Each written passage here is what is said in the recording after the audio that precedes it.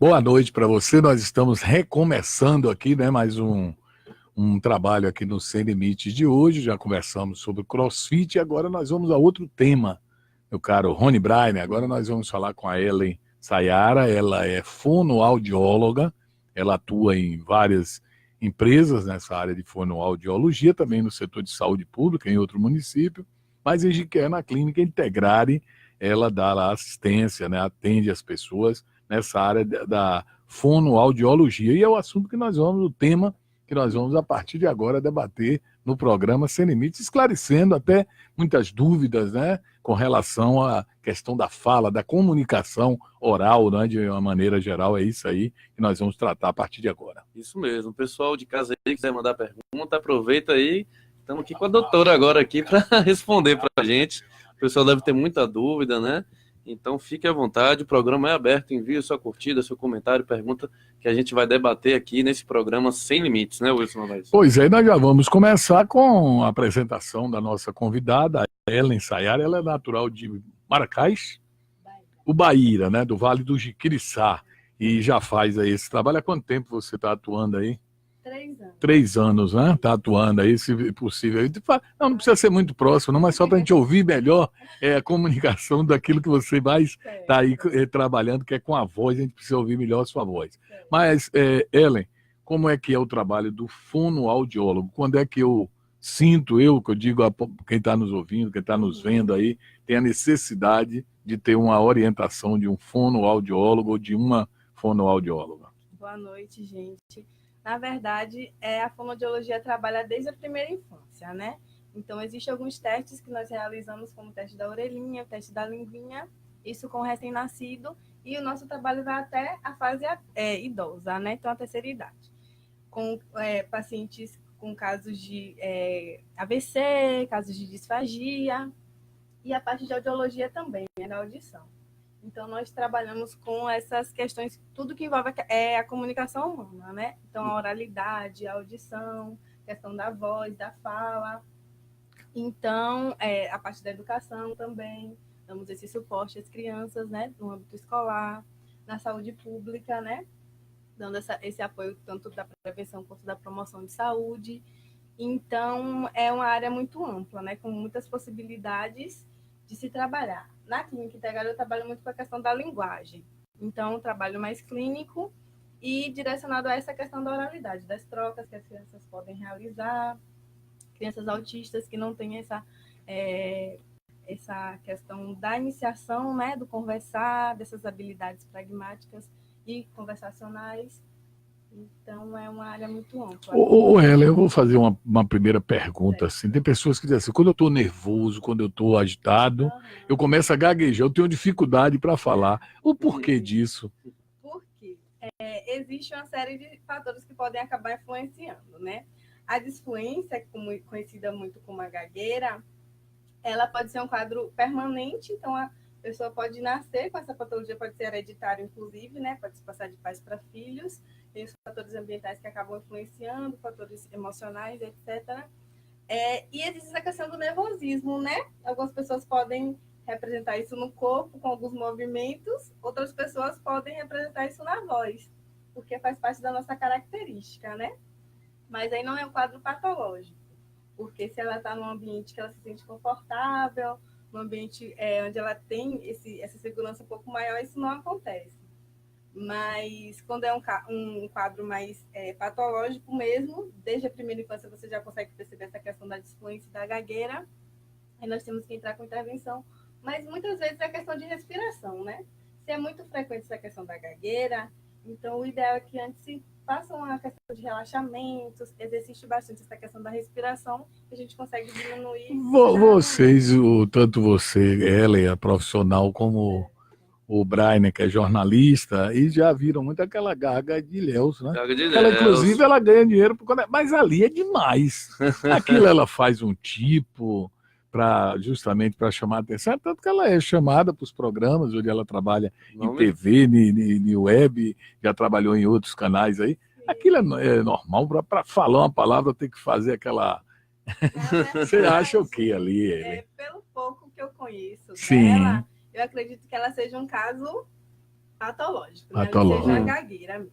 Uhum. Na gagueira existe a questão das hesitações, da repetição, dos prolongamentos. No caso dela, existe uma repetição muito grande de algumas De algumas palavras, ela Ela fica vai. e não E para, aí né? você até que tudo aquilo é, vamos dizer, aquilo é Verdadeiro né? mesmo, Patologia. aquilo passou a ser interessante, Ela né? passou a ter uma característica tão forte que ela se utiliza daquilo É. para conseguir, né? Atenção, etc. Mas existe, no quadro, né, da gagueira mesmo, existe a questão das repetições, das hesitações, e muitas vezes no corpo, né? Então as pessoas têm tanta dificuldade de produzir aquele fonema, que existe a tensão muito grande no corpo, que a gente tem que trabalhar muito essa questão do relaxamento para que essa fala saia mais fluente.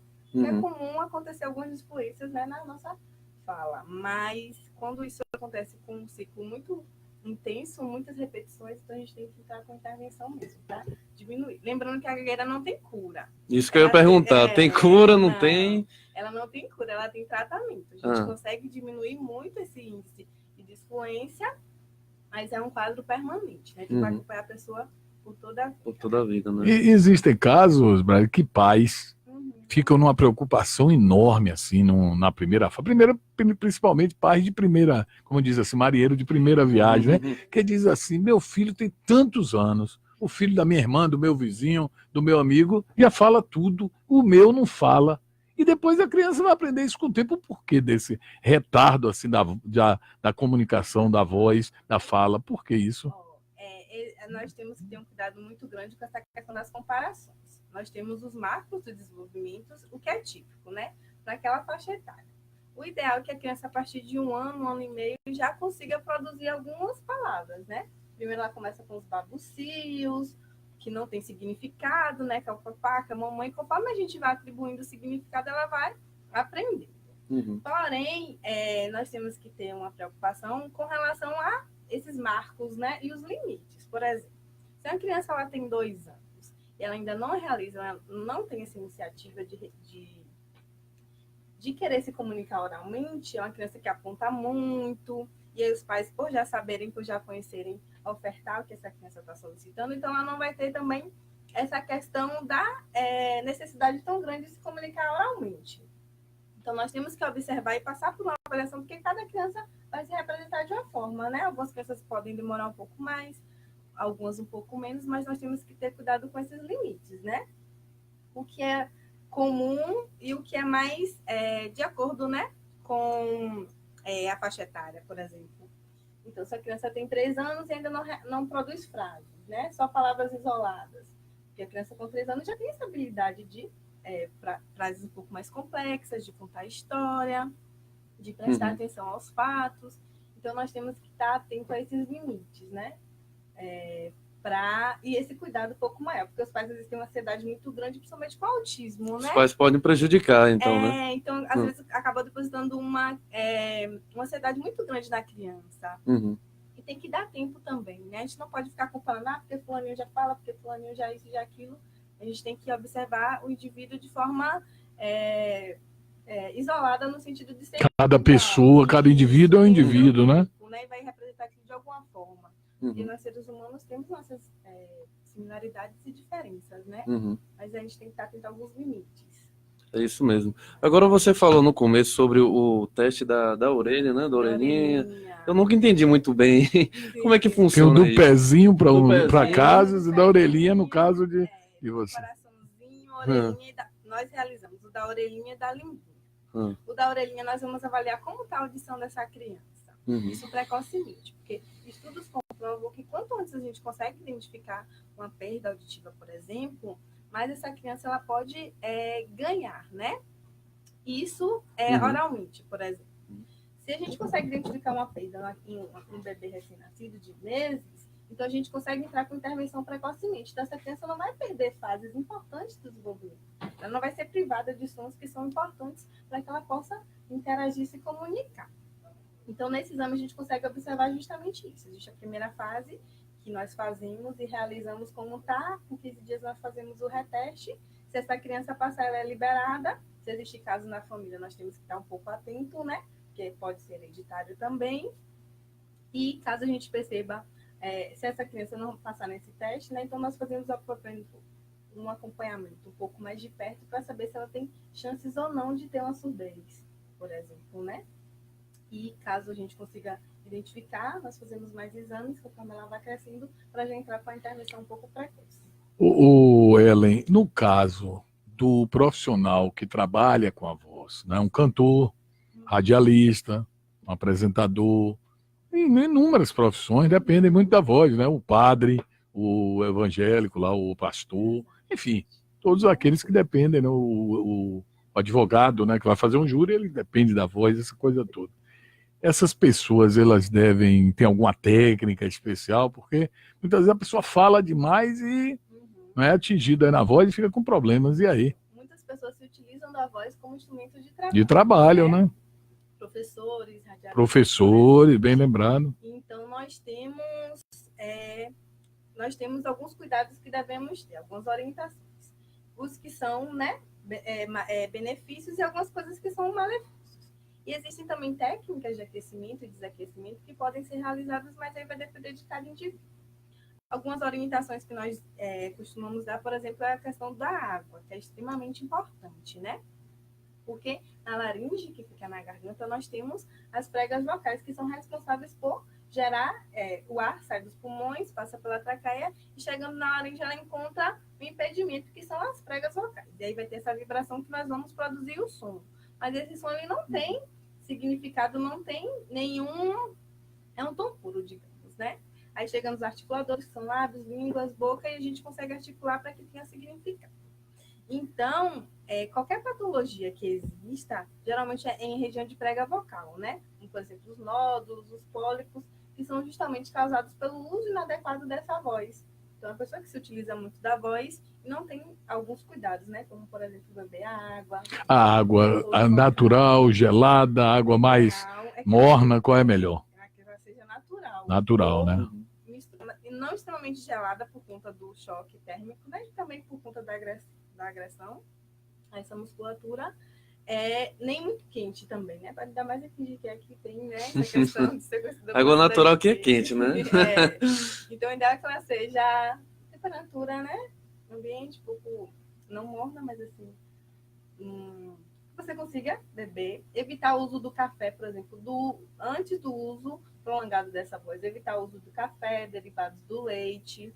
Rapaz, esse pessoal, por exemplo, de rádio, toma um cafezinho que não é brincadeira. Acabou com minha vida professor agora. Também, né? Pode tomar café não antes? Não é que não possa, mas assim, não com muita frequência. Se você vai ter um uso prolongado, né, 1 hora, 2 horas seguidas, então o ideal é que você evite. Você toma esse café um pouco, 30 minutos antes, e não faça uso contínuo, né? O tempo todo tá ali fazendo uso do cafezinho. A maçã é muito simbólico, o aluno levando a maçã para o professor, né, em sala de aula. E existem estudos científicos que comprovam que a maçã ela ajuda na questão da limpeza do trato vocal. Então, vocês podem comer maçã, né? Não todos os dias, toda hora, mas ela ajuda nessa questão da limpeza. Então, é interessante, para além da água, né? Evitar alimentos muito gordurosos, muito pesados, antes do uso prolongado, né? Por quê? Porque isso vai gerar um esforço um pouco maior. Para falar, a gente precisa, né, da respiração, da musculatura. Então, quando você come uma comida muito pesada, isso pode se apresentar. O pigarro, gente. Não aquela... uma agressão extremamente prejudicial a essa voz. A gente usa até o tema, bora temperar aí a garganta. É que fala pra mim, quando aquele parece que tem uma coisinha pegando a garganta, faz logo... Não deve, né? Não, e se isso for muito frequente, a gente tem que investigar. Porque pode ser indicativo de que existe alguma alteração. O que é que está causando esse pigarro tão constante? Perfeito. O fumo também. O fumo, o álcool, né? Eles não são, para a voz, para o uso da voz, eles não são indicados, né? São prejudiciais. E se existe essa questão do pigarro constante, a gente tem que investigar o que é que está causando. Porque pode ser indicativo de alguma alteração e aí a gente tem que entrar com intervenção, passar pelo otorrino, fazer os exames. Pois é, nós estamos conversando aqui com a fonoaudióloga Ellen Sayara, né? Ela que atende aqui na Clínica Integrária, entre outros, mas na Clínica Integrária você atende quais dias da semana, Ellen? Quarta e sexta, você está por lá, atendendo em consultório, né? Manhã e tarde, e mais voltado para essas questões, né? primeira infância, tendo muitas crianças, e mais questão da linguagem, né? A Então, eu linguagem. trabalho com os exames auditivos, que também existem, quadros de disfagias, é mais O voltado que é a para disfagia? disfagia. Disfagia, que muito se fala nisso. E tem sido muito recorrente, né? Tem se falado muito mais porque tem se tido uma visibilidade um pouco maior. A disfagia é qualquer dificuldade com relação à deglutição, que é a deglutição é o ato de engolir, né? Fazer esse esforço de engolir, tanto alimento quanto água, quanto saliva.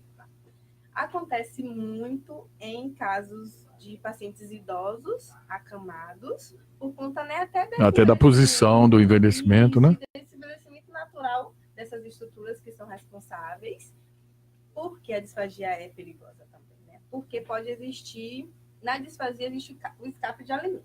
Então, esse alimento, ao invés de ir para o estômago, ele pode ir para o pulmão, né? Ter a aspiração desse alimento ali para o pulmão e levar um quadro de pneumonia e ainda prejudicar esse paciente. Então, nós entramos com a intervenção justamente para readequar nos casos. Por exemplo, paciente jovem que teve um traumatismo craniano, um acidente muito grave. E aí ficou acamado, ficou em observação e tem essa dificuldade em se alimentar via oral. Então, em alguns casos, existe a questão da traqueostomia, que são aquelas sondas, que pode ser gasto também, né? Para que se alimente por essa sonda. Mas o trabalho do fonoaudiólogo é muito no sentido de fazer o desmame, no caso, né? Para que esse paciente possa se alimentar oralmente, com todas as consistências, sólido, líquido, pastoso, mas isso vai ser um passo, né? Nós vamos identificar qual tipo de disfagia é, porque existem alguns tipos também, e aquela mesma coisa, né, que eu já falei. Cada caso é um caso. Então, para um, não pode ser. Pode não servir para outro. Agora, eu pergunto para você, onde é que começa a participação do fonoaudiólogo e onde é que começa do otorrinolaringologista? São duas profissões, né? Duas especialidades diferentes. O médico otorrino, vocês, fonoaudiólogo. Tem alguma interação nessas duas? Nós trabalhamos muito em parceria. Em parceria, né? Na área de audiologia, o otorrino ele geralmente encaminha pacientes para que nós possamos fazer os exames, né? Principalmente a audiometria, tanto, né, das orelhinhas, da audiometria para ver como é que está essa audição, quanto em relação à voz, por exemplo, né? Chega um professor para mim com queixa, tô ficando rouco, com muita frequência, né? Que é um quadro de disfonia. Então, o otorrino ele vai avaliar internamente como é que está essa estrutura. Ele vai realizar o exame mais conhecido, a videolaringoscopia. Existe uma câmerazinha, coloca, ele vai ver como é que está a estrutura que é responsável por essa produção. Nesse caso, nós vamos fazer a parte mais de terapia. Então, primeiro, a ordem, né? Primeiro que se passe pelo otorrino, para que ele faça esse exame, e aí eles geralmente direcionam para nós. E no caso dos exames, né, nós podemos também trabalhar em parceria justamente para ir observando. Fazer a identificação melhor de todo o quadro do paciente. Veja isso, veja aquilo, direcionando para que a gente consiga observar esse paciente um pouco mais de forma um pouco mais completa, né?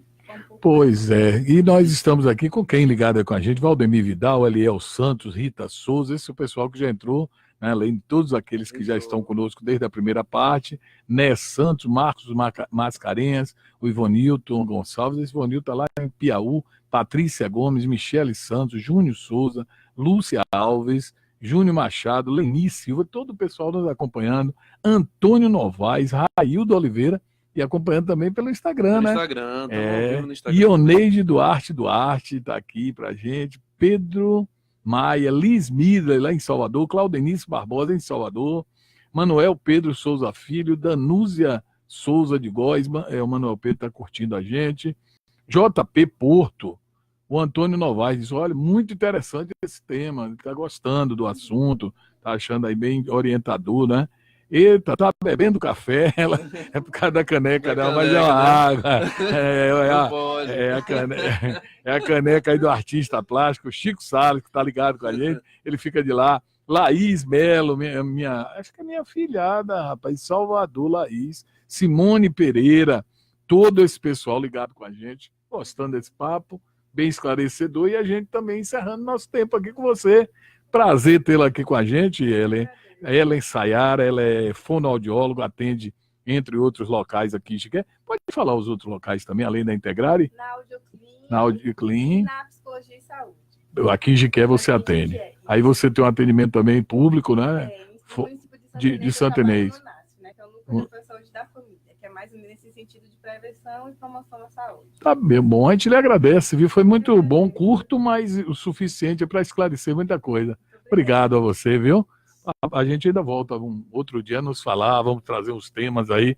Fonoaudiologia foi o nosso tema de hoje. Um abraço aí também para Simone Pereira, para todas as pessoas ligadas com a gente. Daqui a pouquinho, logo após o nosso intervalo, nós estamos lembrando que estamos aí no mês do Novembro Azul. Novembro Azul. Daqui a pouco vai estar aqui o urologista Elias Dávila, já chegou, já tá está ali nos aqui, bastidores. mas vai conversar também sobre futebol, que vai ter um papo, torcedor do Bahia já está comemorando antecipadamente aqui, daqui a pouco ele vai bater um papo aqui com o Toninho de Miquelino e com você, Brian, que eu já vou pegar o caminho de casa, né? Tá bom, vou partir. Um abraço, viu? Prazer te conhecer, um abraço para toda a turma boa da Integrare, que sempre é parceiro nosso, com seus profissionais, trazendo essas informações que são de utilidade pública, muito interessante a todos, tá bom?